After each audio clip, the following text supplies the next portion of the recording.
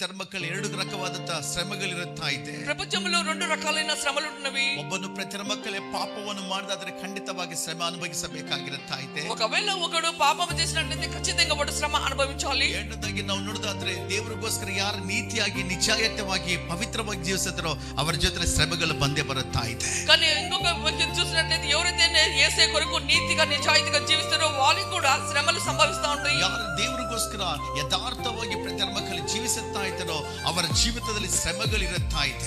ఎవరైతే యేసేకు యథార్థంగా జీవిస్తారో వారి జీవితంలో శ్రమలు అనేకమైన సంభవిస్తాయి. ಮಾಡಲಾದಂತ ಅವಮಾನ ನಮ್ಮ ಮೇಲೆ ಬೀಳುತ್ತಿರುವಾಗ ದೇವರಿಗೆ ಸ್ತೋತ್ರ, ನಿನ್ನ ಜೀವಿತದಲ್ಲಿ ಮೇಲಕ್ಕೆ ಬರುವಂತ ಒಂದು ಸ್ಥಾನವಿರುತ್ತಾ ಇದೆ. చేయని ఒక అవమానములు మన పైన పడతా ఉంటే దేవునికి స్తోత్రము. మన జీవితంలో ఉన్నతమైన స్థానానికి వచ్చేదానికి అన్ని కూడా సంభవిస్తాయి. ಪ್ರತಿ ಮಕ್ಕಳು ನಿನ್ನ ಬಗ್ಗೆ ಹೆಚ್ಚಾಗಿ ಕೆಟ್ಟದಾಗಿ ಮಾತಾಡ್ತಾ ಇದ್ರೆ ದೇವರಿಗೆ ಸ್ತೋತ್ರ, ಕಾರಣ ಒಂದೇ, ದೇವರ ಆಶೀರ್ವಾದ ನಿನ್ನ ಮೇಲೆ ಪ್ರಾರಂಭಿಸಲ್ಪಟ್ಟಿರುತ್ತಾ ಇದೆ. దేవుని బిడ్డ నీ గురించి చెడుగా మాట్లాడుతా ఉన్నట్టు కారణం ఒకటి, యేసయ్య ఆశీర్వాదం నీ పైన రానున్నది. ಬೈಬಲ್ ಹೇಳುತ್ತಾ ಇದೆ, బైబిల్ మాట్లాడుతుంది, ನೀವು ಲೋಕದಲ್ಲಿ ಇದ್ದೀರಿ, మీరు లోకంలో ఉన్నారు, ಲೋಕದಲ್ಲಿ ನಿಮಗೆ ಶ್ರಮ ಬರುತ್ತಾ ಇದೆ, మీరు లోకంలో ఉన్నారు కనుక మీకు శ్రమ వస్తుంది, ಲೋಕದಲ್ಲಿ ನಿಮಗೆ ಕಷ್ಟ ಬರುತ್ತಾ ಇದೆ, ಅವಮಾನ ಬರುತ್ತಾ ಇದೆ, లోకంలో మీకు కష్టం వస్తున్నది, అవమానం వస్తుంది. ಆದ್ರೂ ಕೂಡ ಭಯಪಡಬೇಡ.